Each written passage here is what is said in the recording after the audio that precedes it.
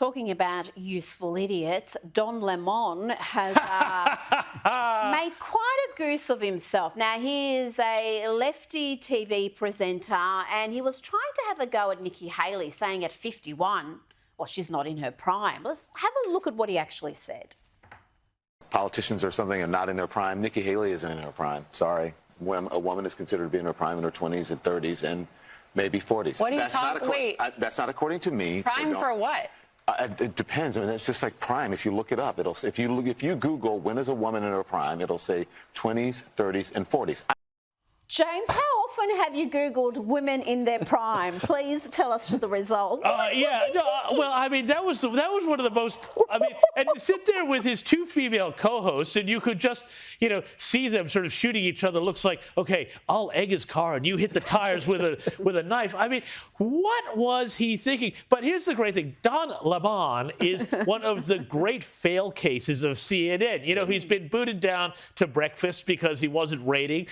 He had a whole incident the other day where he, tried to basically talk over one of his female co-hosts and basically, do the worst mansplaining I have ever seen and talk straight into a commercial break.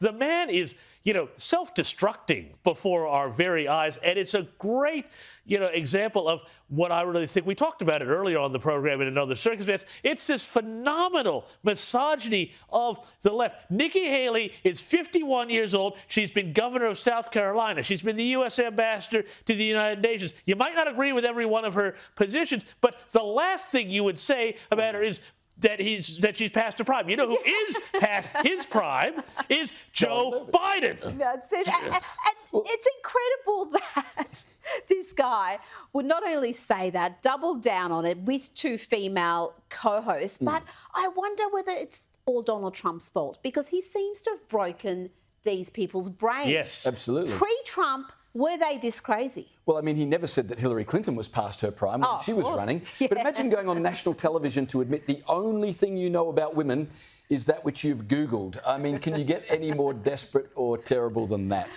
Oh, now we are seeing history rewritten, we're seeing stories rewritten, and the childhood favourite Charlie and the Chocolate Factory, James, it's getting the woke treatment. Not just Charlie and the Chocolate Factory, the entire Roald Dahl canon of really fun books that, problematic, obviously. Which were problematic as all get out. And that's why, of course, they were so much fun. And they made fun of people's appearances. And they were kind of scary in bits, but really quite silly and very funny. And, had all this really great dark humor. And, I mean, so many people loved them. Well, now, apparently, they have been, transformed. They hired Puffin Books, which apparently owns the trademark or whatever to the Roald Dahl canon, hired a sensitivity reader, whatever this is, which is just basically Orwellian political commissar to go through and make the thing so boring that no kid would ever pick it up. So, witches can't be ugly. This is how bad it was.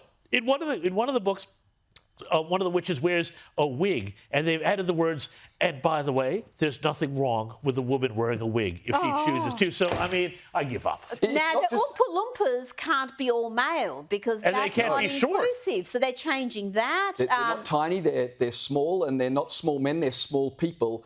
And the organisation, James, you mentioned, that went through all the Roald Dahl books, and they didn't just change things, but they added things.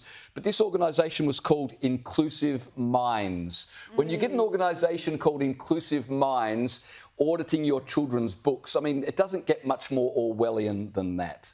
Oh, dear me. Now, talking about the crazy parts of our society, I'm hearing that helicopters in LA, James, are racist. They are super racist. Explain racist helicopters to me. Well, so, this is LA Times, yeah? Apparently some helicopter, they found its old tweets and they were really bad. No, seriously, no, what happened was the Los Angeles Times did an investigation where they purported to show that police helicopters fly lower over black neighborhoods than they do white neighborhoods. And some people have gone through, aviation experts, and picked this apart. And one of the big things that they found was that Southeast LA, which does have a high African American population, is right next to the airport. And the only space that helicopters can fly are under 900 feet, so that they don't fly into the aircraft that are taking off and landing at aforementioned LAX. If those helicopters weren't racist, they would fly at the regular height. And I mean, if they take out a 747,